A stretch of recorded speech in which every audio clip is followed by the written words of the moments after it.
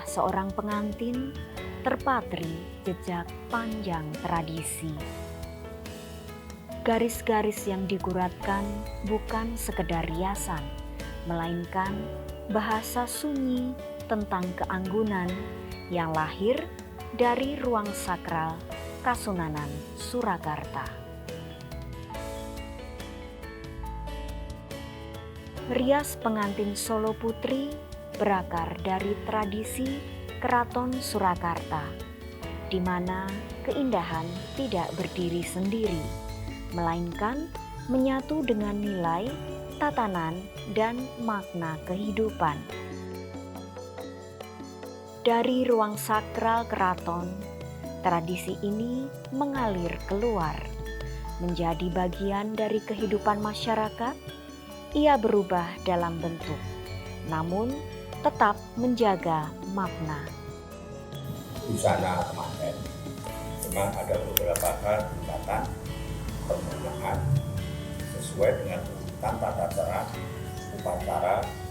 Dalam hal ini ada ibadat kemanten menurut peraturan Surakarta. Pengertian yang muncul di sini kemanten ini terutama ketika mengetahui ada kapan manten dengan atribut atau perangkat pakaian berbeda. Karena kemudian muncul ada yang kita namakan adalah sebagai raja sehari. Kalau kita melihat dari itu, maka busana manten itu adalah merupakan agungan atau pakaian dari Prameswari.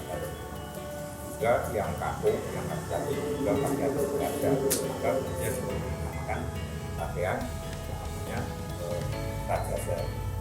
Seiring dengan perkembangan pakaian-pakaian itu ternyata menimbulkan kreativitas, yaitu manten atau Solo Putri. Identifikasinya adalah pertama berkaitan dengan corak busana kainnya. Dasar pemahaman tetap menggunakan misalnya alas-alasan, tapi juga menggunakan yang kemudian bisa langsung kain atau motif apa saja yang berkaitan dengan keinginan manten. Sebagai raja sehari, memang manten juga berdasar kekuasaan. Mereka memilih misalnya warna untuk yang identifikasinya bahasa dasarnya, yaitu memang itu pakaian raja.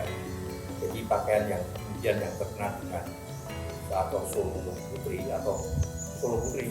itu bisa menimbulkan kreativitas baru, memperkaya kasanah budaya Jawa, terutama dalam adat istiadat kemanten gaya Surakarta. Memang ini sampai sekarang belum ditemukan sejak kapan sebagai raja sehari yang dijadikan pakaian para kemanten itu, karena pakaian yang persis digunakan oleh pakaian. Tapi sebagai identifikasi yang paling jelas adalah dokumentasi di era Pakubuwono X. Bahwa di era Pakubuwono X itu manten-manten atau pasangan manten tersebut sudah merupakan bentuk bukti mereka menggunakan atribut yang sebetulnya itu pakaian raja. Untuk raja sendiri, kalau itu mantu atau kagungan kerso, beliau juga untuk supaya menjaga bahwa marwah manten itu adalah sesuatu yang tidak sakral, maka pun bahasanya adalah itu mereka adalah ilik-itik. Artinya sesudah upacara panggil atau temu, kemudian ada resepsi yang sinun baru taruh. Karena manten juga sudah berangkat budayanya, sinun tetap mengagumkan raja sampai akhir daripada upacara itu, toto-toto yang terakhir yaitu ilik-itik. Proses dimulai dari wajah. Kulit dipersiapkan dengan kelembutan, diratakan, dan diselaraskan.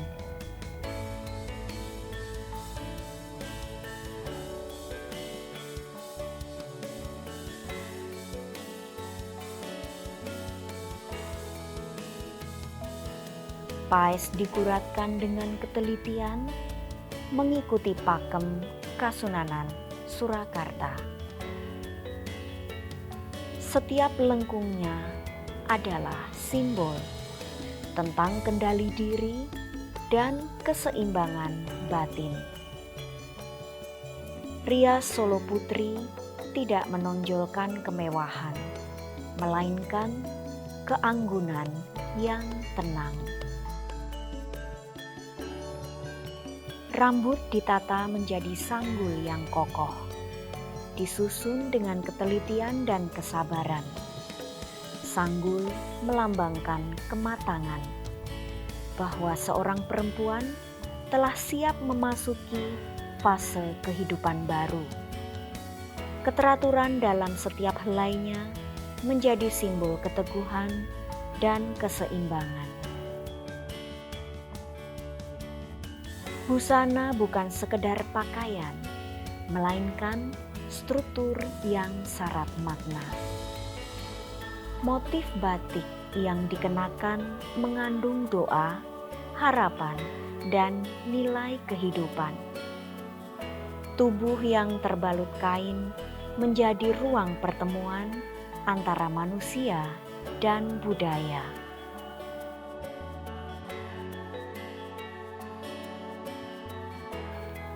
Aksesoris melengkapi makna yang dikenakan. Cunduk mentul yang bergetar melambangkan dinamika kehidupan. Rangkaian melati yang menjuntai menjadi simbol kesucian dan ketulusan. Setiap detail kecil adalah bagian dari keseluruhan makna. Rias pengantin Solo Putri adalah bahasa simbolik. Paes adalah batas antara lahir dan batin. Sanggul adalah keteguhan. Busana adalah tatanan hidup. Aksesoris adalah penyempurna makna. Keseluruhan riasan ini membentuk citra perempuan Jawa yang anggun, terkendali, dan selaras. Ia bukan sekedar tampilan, melainkan refleksi nilai kehidupan. Tradisi tidak berhenti pada masa lalu. Ia hidup dalam setiap riasan, dalam setiap pengantin. Di Surakarta, rias pengantin Solo Putri bukan sekedar gaya, melainkan warisan yang terus dijaga dari generasi ke generasi. Sejarah tata rias pengantin Solo Putri dimulai pada tahun 50-an, di mana waktu itu di Kasunanan Surakarta maupun di Kesultanan Yogyakarta bermunculan empu perias dengan kategori dan karakteristik masing-masing daerah. Beliau menciptakan satu tatanan busana dan tata rias pengantin Solo Putri yang bisa dikembangkan oleh masyarakat umum, karena kita tahu bahwa tata rias pengantin tersebut memang dikhususkan untuk keluarga, keraton, dan masyarakat umum akan sulit mengenakannya. Jadi pada era itu kemunculan dari empu rias tersebut memicu gelombang masyarakat umum di seluruh penjuru Nusantara untuk menciptakan gaya tata rias pengantin yang sesuai dengan karakteristik daerah masing-masing. Dan kemudian mau nambah pada zaman sekitar tahun 60-70, para ahli perias dari keraton, dan itu dikembangkan karena kalau di keraton itu khusus untuk putra-putri keraton. Untuk masyarakat umum tidak bisa memakai perias dari keraton. Maka dari itu gagasan para perias yang dari luar untuk membentuk persatuan perias pada zaman itu sekitar tahun 70-an dibentuklah IATRIP.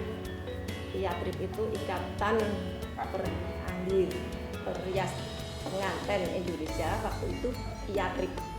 Sebelum dibentuk menjadi HARTI, IATRIP itu perkumpulannya baru di Solo. Karena mengapa di Solo? Karena PAES itu berasal dari Keraton Solo dan Keraton Jogja. Makanya di Solo dikhususkan perias pengantin Solo Putri, dibentuklah IATRIP itu yang waktu itu diketuai oleh Ibu Subari yang beralamat Jalan Dr. Supomo. Pada waktu itu sampai sekarang rumahnya pun masih. Dengan perkembangannya zaman itu dari tahun 70 ke 80 itu Ibu Nani Saryoto mempunyai gagasan bagaimana kalau hias pengantin itu bisa menyebar ke seluruh Nusantara untuk hias pengantin Solo Putri. Makanya dari itu Bu Nani Saryoto menciptakan buku yang dibikin untuk pedoman rias pengantin Solo Putri.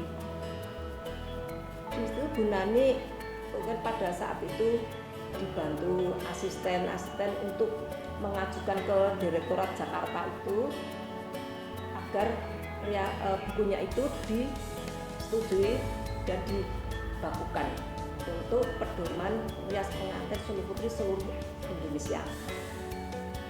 Setelah tahun mungkin sekitar 75-80, setelah disetujui buku itu terbit, dan Bu Nani bersama perias-perias dari Jakarta membentuklah perias itu menjadi HARTI Melati. Nah, disitulah HARTI Melati, Himpunan Perias Pengantin Indonesia. Jadi seluruh Indonesia untuk pengantin yang pakem itu Solo Putri khususnya dari daerah Solo itu yang dipergunakan bukunya buku dari Ibu Nani Saryoto. Setelah disetujui semuanya, baru Ibu Nani mengajukan untuk diujikan. Bagaimana jadi untuk menjadi perias pada waktu itu sampai sekarang pun untuk menjadi perias itu syaratnya harus mengikuti ujian. Di situ karena yang membuat buku itu Bu Nani, maka dari itu soal itu yang diajukan yang membuat itu Bu Nani dan dikirim ke Direktorat Dinas di Jakarta. Waktu itu di Kartika Chandra, Hotel Kartika Chandra diajukan. Nanti setelah semuanya disetujui di ACC Direktorat baru dijadikan ujian negara. Pada waktu itu ujian negara. Jadi kalau ujian negara itu harus ada penguji dan sumber belajarnya.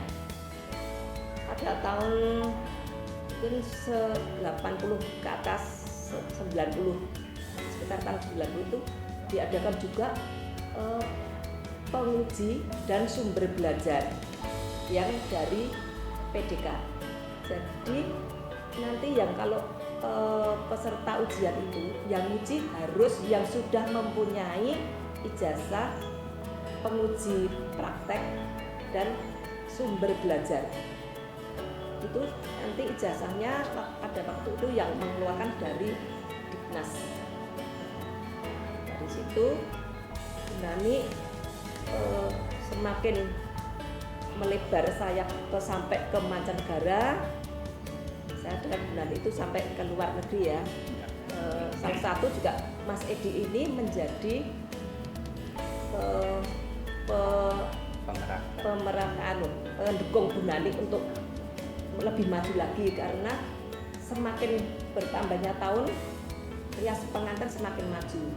Nah, di situ Bu Nani menggandeng yang muda-muda seperti Mas Edi dan yang lain-lainnya itu untuk lebih maju daripada riasan yang zaman dulu. Waktu itu riasan sedo itu masih sangat tradisional, jadi hanya 2 macam.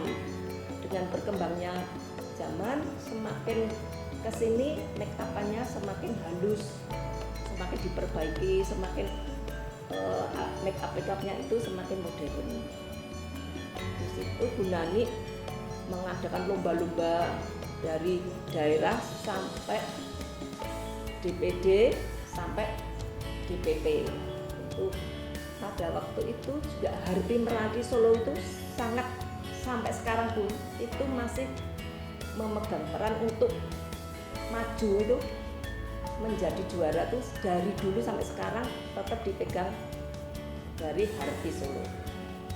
Jadi perjuangan Harpi dari Bu Nani Sarjito itu sampai sekarang masih menjadi tuntunan, menjadi acuan untuk rias pengantin. Walaupun sekarang sudah diperbarui, semakin maju untuk busana-busana, untuk bahan-bahan itu semakin kesini semakin bagus, kosmetik semakin bagus, make up-nya sudah modern. Misalkan waktu dulu ya Mas Edi membuat alis itu, Mas Edi ini lebih paham karena selalu mengikuti kemana Bu Nani ada seminar itu pasti Mas Edi dan ada lagi Ibu Tini Soeharto itu selalu mengikuti untuk mengadakan seminar-seminar untuk memperbarui riasan pengantin Solo Putri. Untuk zaman dulu riasan pengantin Solo Putri hanya shadow itu hanya 2 macam, shadow coklat dan hijau. Alis juga seperti bulan sabit, jadi kecil gitu. Tapi sekarang sudah semakin maju, riasan pengantin Solo Putri sudah dimodifikasi dengan teknik-teknik pengaplikasian yang lebih modern, semakin halus, semakin menambah keanggunan pengantin Solo Putri sesuai perkembangan zaman. Sesuai dengan perkembangan zaman. Alis berserat, alis juga sekarang lebih agak lebar. Eyeshadow juga sudah flawless dan menyesuaikan warna kebaya. Blush on juga sudah tidak merah, harus merah seperti zaman dulu, tidak. Sekarang sudah membaur sesuai dengan warna yang cocok dengan baju. Dan Mas Edi bisa menambahkan untuk riasan-riasan atau sanggulnya juga. Zaman dulu masih bangun tulak ya, karena memang kalau ujian itu yang diujikan harus seperti buku. Itu sudah pakem seperti yang Bu Nani membuat buku itu. Jadi sanggul bangun tulak dan dari pandan. Itu tapi kalau untuk riasan sekarang sudah maju, bisa ditutup dengan melati. Jadi sudah lebih modern. Zaman dulu belum ada hairspray. Waktu di bukunya Bu Nani pertama kali itu tidak boleh memakai sasakan. Jadi rambut asli langsung dibikin sunggar. Itu pertama kali Bu Nani Sarjito membuat buku pedoman pengantin itu tidak boleh disasak. Jadi tempat rambutnya sendiri dibikin sunggar. Tapi kalau sekarang sudah boleh disasak dan pakai hairspray, boleh memakai bulu mata. Jadi Harpi semakin maju, semakin berkembang. Sekarang di seluruh Nusantara sudah ada Harpi, dari Sabang Jawa Barat, Jawa Tengah, Jawa Timur dengan pakemnya sendiri-sendiri. Untuk pengantin Solo Putri itu dari pakem dari buku Ibu Nani Sarjito.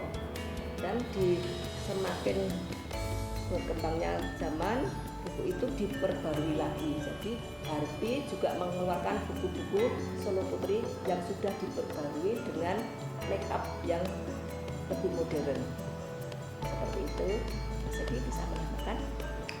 Jika dulu untuk membuat sanggul itu kita kesulitannya paling utama. Jadi sanggul Solo Putri Bangun Tulak itu menjadi momok bagi peserta karena diakui bahwa sanggul Bangun Tulak itu sanggul tersulit di Nusantara. Waktu itu saya dengan izin Bu Nani membuat pembaruan bahwa untuk membuat sanggul Bangun Tulak itu boleh memakai bantuan hairpiece atau rambut pasangan yang dipasang di luar. Kalau dulu kan memang harus rambut asli, kalaupun pakai hairpiece harus dipasang dari dalam. Kemudian tahun waktu saya ikut lomba instruktur itu dengan untuk izin Bu Nani untuk mempermudah ya itu Mas ya, mempermudah. mungkin untuk Jadi mempermudah setiap biar tidak setelah ada kesulitan ya. memasangkan pandan rajang itu, rambut asli diumpetin ke dalam, kemudian herpes dipasang di luar. Itu karena herpes itu ringan, jadi kemudahan para kita pelaksana itu semakin gampang membuatnya. Jadi setiap helai dari herpes langsung ditutup harnet kanan kiri, kemudian bunga ronsian Damutula tersebut utuh asli seperti semula, tetapi kita permudah dijahit menjadi satu.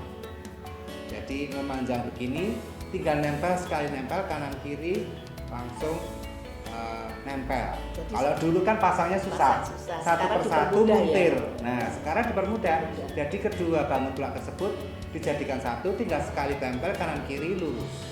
Kemudian baru ditutup dengan pupuk atau herpes yang lebih tipis. Jadi kalau dipraktekkan itu membuat sanggul tersebut 15 menit jadi. Ya. Kalau dulu kan 1 jam belum jadi, sekarang 15 menit sudah jadi. Ya, itulah kendala-kendala para perias sekarang untuk masuk di harpi. Itu pada kesulitan membuat sanggul. Di sini Mas Edi sudah membuat gimana caranya membuat sanggul itu lebih mudah. Jadi untuk anggota yang mau masuk itu syaratnya harus sudah ujian. Paling enggak mempunyai 1 ijazah kompetensi. Kalau pada ditanya belum bisa ikut ujian pengantin Solo Putri karena kesulitannya memang di sanggul. Di sini Mas Edi sudah membuat dengan cara yang dimudahkan, dipermudah supaya sanggulnya itu lebih bagus, lebih mudah, lebih cepat. Nah itu makanya biar banyak anggota melatih itu mengikuti ujian Solo Putri ini. Karena syarat menjadi anggota harpi itu harus mempunyai ijazah kompetensi. Sama dulu ijazah yang mengeluarkan dari Dinas Pendidikan. Sekarang ijazah itu dikeluarkan LSK, LSK seperti itu. Lembaga Sertifikasi Kompetensi.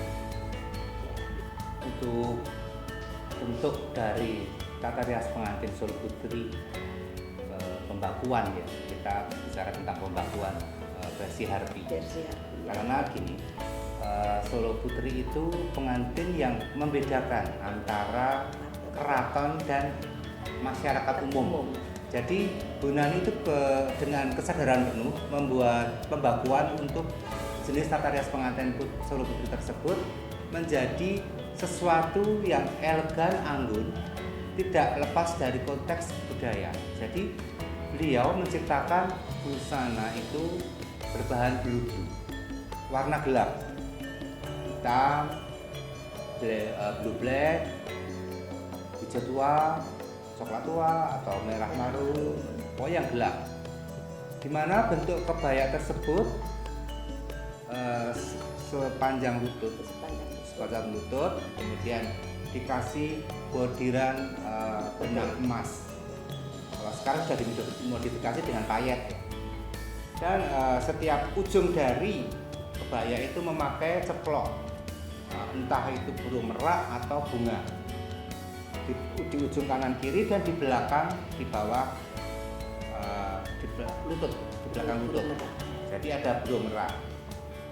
Di sininya polos, di sininya badannya polos, kemudian leher ke bawah itu menyeluruh untuk bordiran tersebut dan di ujung tengah. Kemudian kutu baru bagian atas. Jadi itu menjadi pembakuan utama untuk jenis busana Solo Putri. Kemudian untuk kain itu boleh memakai batik tulis, boleh memakai proto. Jadi kalau waktu dulu memang orang itu pengantin itu selalu yang paling mewah. Jadi meskipun jari tulis itu akan tetap diprodo. Kadang dikasih berji ya atau payet yang bikin itu semakin cemilau. Modifikasi payet. Nah. Tapi untuk motifnya itu untuk Terbatas. pakem itu ada Sidomukti, Sidoasih, Sidomulyo. Sidomulyo. Itu kain-kain yang boleh diperkenakan untuk pengantin Solo Putri. Itu untuk ujian maupun lomba, untuk pengantin betul yang beneran pengantin itu kainnya seperti itu. Kemudian untuk make up di awal memang cuma ada 2 warna ya, hijau dan coklat. Kita membayangkan warna hijau dan coklat. Ternyata hijau itu adalah hijau yang samar-samar, seperti kita kalau ngerik alis itu. Jadi bekasnya itu kan hijau samar-samar. Ya disitulah letak warna hijau tersebut dipasang. Jadi di bagian alis bawah itu hijau samar, di kelopak gerak itu warna coklat. Iya, itu zaman dulu ya. Zaman dulu. Waktu kita masih ujian. Nah, Tapi sekarang sudah kemajuannya sangat luar biasa. Make-upnya sudah bagus-bagus. Make-upnya juga sudah menunjang untuk Kekinian. itu lebih halus lagi. Kemudian untuk soanggulnya juga sudah pakai sasak, kita bikin sunggar itu bisa lebar. Iya. Kalau dulu kan Zaman dulu sebatas kita- punya rambut seberapa dia tinggi untuk sunggar. Sekarang sudah luar Dibolehkan biasa. untuk disasak. Zaman dulu kita belum boleh disasak. Untuk lipstik tetap sama merah Merah sirih. merah cerah itu untuk lipstik dari dulu sampai sekarang. Tidak Kalau berubah. ujian itu tidak berubah. Tapi kalau untuk pengantin di luar ujian itu sekarang bisa pengantinnya memilih sesuai dengan keinginan selera pengantinnya. Dan itu untuk sanggup ya seperti itu tadi dilakukan Mas Edi. Untuk perhiasan, sekarang untuk perhiasan Mas Dia. Ya. Zaman dulu itu untuk mentul itu berjumlah 7. Untuk mentul berjumlah 7 ya 7. Mas.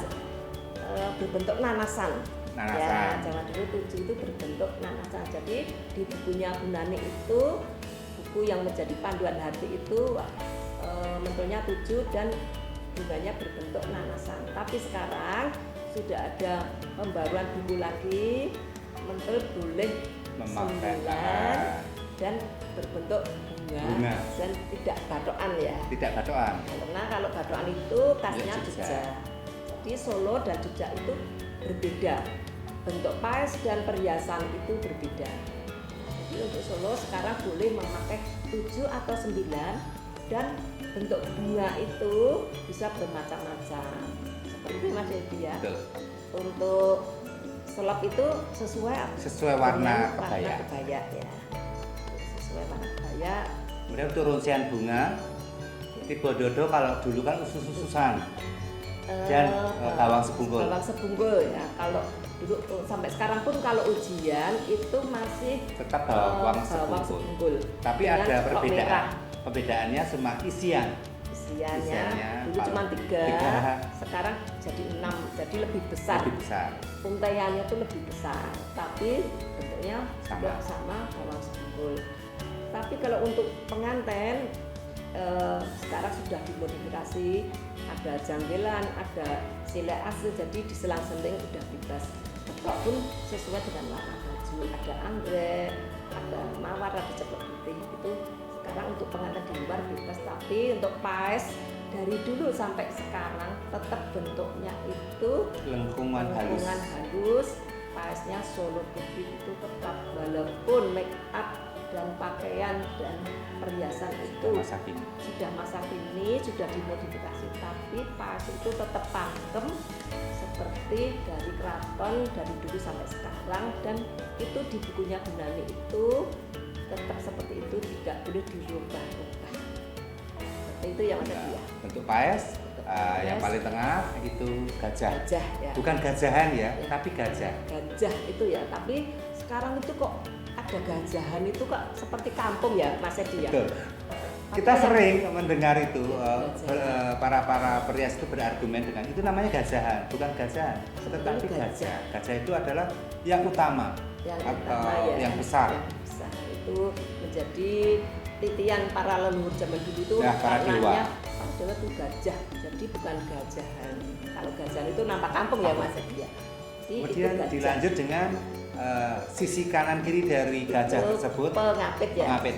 Pengapit itu filosofinya itu menjaga kelanggengan, kelestarian rumah tangga itu. Ya itu disimbolkan dengan pengapit. Gajah itu dilambangkan kesatuan. Terus ini pengapit itu untuk menjaga. Jadi dari seorang pengantin kan dua, laki dan perempuan. Ya. Jadi ada dua pengapit. Itu melambangkan dua keinginan yang harus disatukan untuk menuju ke harmonisan.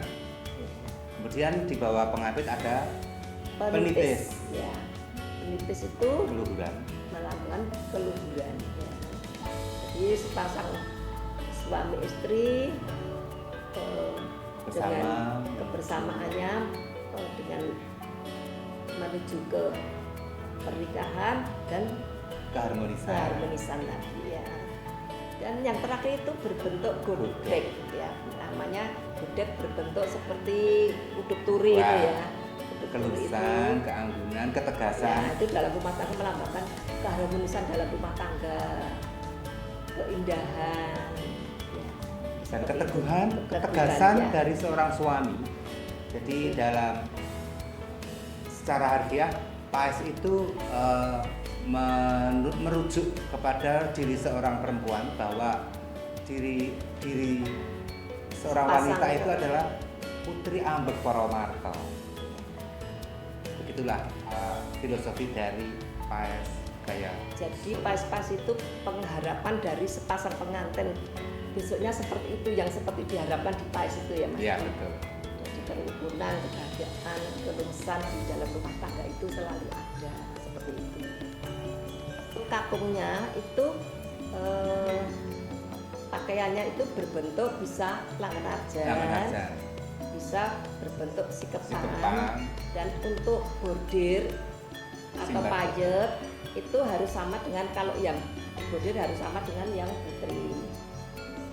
Dan makanya kalau lengan arjan pakai dasi kuku. Untuk kainnya sama ya. Sama. Jadi memang gini, untuk ujian kompetensi dari Ibu Nani, untuk pengantin pria itu memakai lengan arjan, memakai bulu hitam, lengan arjannya hitam, lengan arjan, kemudian rompi yang senada warna hitam, kemudian kemeja putih, dasinya putih.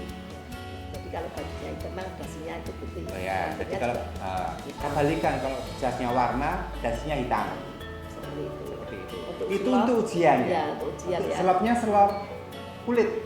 Selop jadi tanpa payet, tapi warna hitam.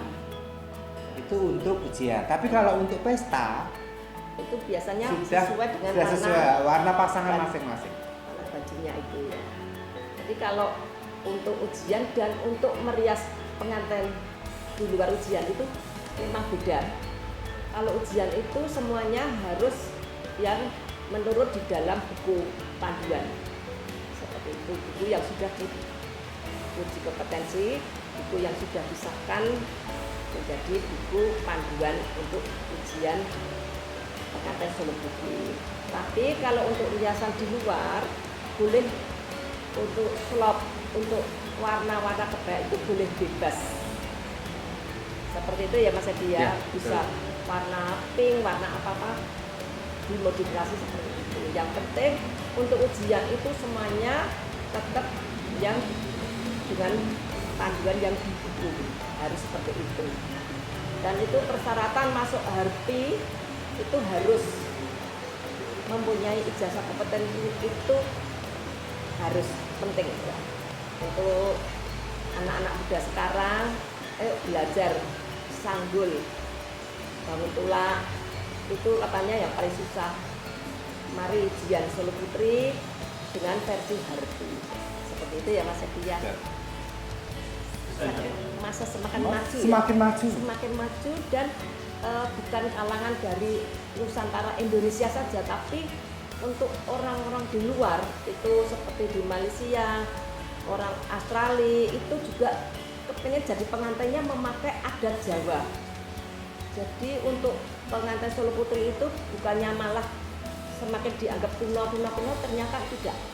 Karena semakin kesini semakin artis-artis pun itu biasanya untuk ikonnya ya. Dari 10 orang 9 memilih gaya solo putri. Jadi itu suatu bukti ya, kalau solo putri itu semakin tidak akan hilang, semakin maju. Ya itu makanya kalau untuk melestarikan busana yang pakem itu, maka di sini ujian itu diharuskan busananya pakem. Itu dari dulu sampai sekarang itu diharuskan busananya pakem. Itu untuk menjaga kelestarian busana yang asli. Nah, itu nanti kalau di luar untuk perkembangan zaman untuk memodifikasi boleh bebas, tapi untuk menjaga kelestarian yang pakem itu sampai sekarang tidak ada perubahan untuk busana model dan bentuknya dan bunganya itu seperti itu dari zaman dulu sampai sekarang. Itu salah satu bukti untuk melestarikan ya, jadi menjaga pengantin Solo Putri yang pakem. Dan sanggul juga harus bangun tulang. Itu salah satu contoh melestarikan sanggul yang itu notabene dari keraton. Itu masih sampai sekarang masih dipakai. Kita lihat guys di saat ini Acara-acara di keraton itu sanggul bangun tulang itu dipakai. tetap dipakai dan harus memakai sanggul bangun tulang di acara-acara tertentu. Itu sanggulnya bangun tulang itu untuk menjaga kelestarian dari sanggul-sanggul yang asli dari Keraton Solo. Misalkan di suatu perhelatan pengantin, ketika dia akad nikah atau pemberkatan, dia meskipun memakai gaun atau modifikasi atau sejenisnya, ketika resepsi panggih, karena mereka menghendaki panggih, otomatis dia akan kembali ke tata rias pengantin Solo Putri yang klasik. Meskipun dalam ornamen tersebut ada tambahan-tambahan tertentu, make upnya yang sudah power sama zaman-zaman sekarang, tapi untuk adat panggih dia tetap eksis dengan busana yang disajikan. Jadi tidak merubah apa yang sudah kita utarakan ke klien bahwa Solo Putri itu bentuknya begini, adatnya begini.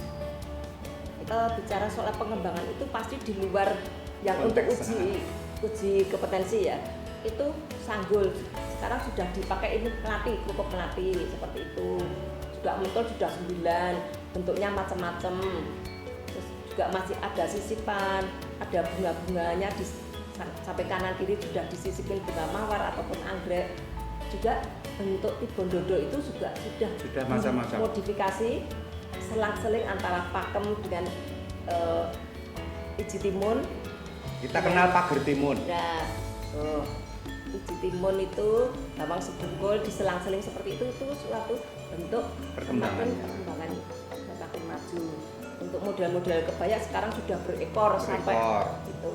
Tapi walaupun paes itu tetap paes pakem tradisional, tapi baju dan make upan dan perhiasan itu sudah modern. Jadi sudah termasuk sekarang. Solo Putri modifikasi, ya, itu Solo Putri berkerudung, ada lagi yang itu, khusus untuk para muslimin. Ada Solo Putri berkerudung. Solo Putri itu dari Harpi dikembangkan karena semua pengantin itu kan ada yang muslim, semua calon pengantin itu tidak mau dibuka rambutnya yang muslim auratnya itu. Jadi Harpi juga membuat buku pengantin Solo Putri berkerudung. Jadi pengantin Solo Putri berkerudung itu ada 2 macam.